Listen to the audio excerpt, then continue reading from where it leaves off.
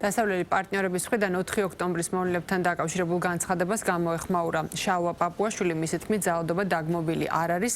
კომენტარები, რომელიც ამ დროისთვის კეთდება ქართულ ხალხზე და მის ხელისუფლებაზე, სიტყვერი თავდასხმის მაგალითია, რაც უნდა დასრულდეს.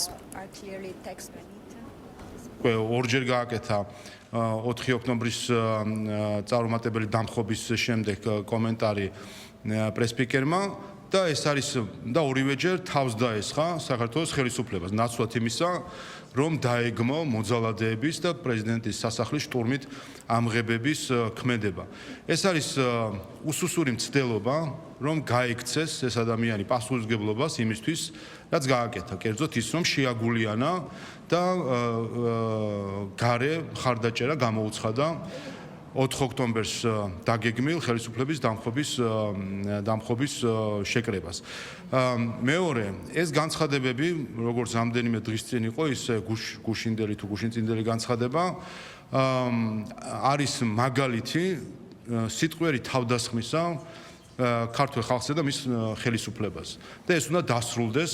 წარმოუდგენელია, რომ ჩვენ ვისმენთ ერთი ბიუროკრატის მხრიდან, რომელიც არავის მიერ არ არის არჩეული და არის დანიშნული საკუთარი ხელმძღვანელის მხრიდან, ვისმენდეთ არაარჩეული ბიუროკრატის მხრიდან თავდასხმას ქართველი ხალხის არჩეულ ხელისუფლებას. პროპაგანდას რო ეწევა გასაგებია, მაგრამ პროპაგანდასაც რაღაც თავისი სტილი ხონა ქონდეს, აბსოლუტურად მდაბიო პროპაგანდა ქართველი ხალხის მიმართ რაღაც ეთნიკური ეპიტეტების გამოყენებისა და ხან რუსული სახელმძღვანელო, ხან რას ამბობს და ხან რას ამბობს ეს ადამიანი, რა თქმა უნდა, ესე მიუღებელ ჩარშანად, როდესაც პარლამენტი ლამის გადაწვეს, არც ერთი განცხადება დღემდე არ ყოფილა იმის დაკავშირებით, რომ დაეგმოთ პარლამენტზე თავდასხმა.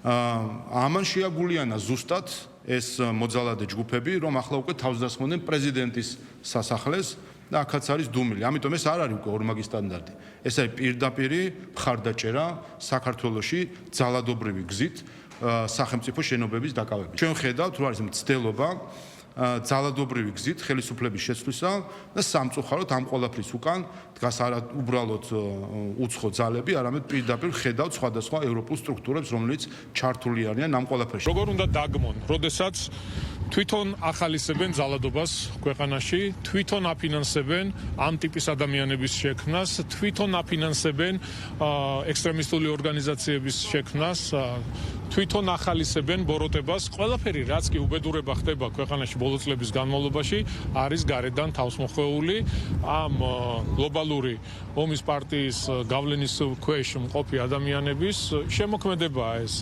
კონკრეტულ ისინი დავალებებს იღებენ და ცდილობენ რომ განახორციელონ. რამდენად გამოზის ეს სხვა საკითხია, თუმცა ფაქტი არის ის, რომ აღნიშნული პროცესები არის გარედან მართული და ნურავი ნუელოდება იმას, რომ ის ვინც უკვეთავს, ახალისებს ძალადობას და უბედურებას ქვეყანაში, მეორე დღეს გამოვა ან გაემიჯნება, როგორ უნდა გაემიჯნოს, ხო?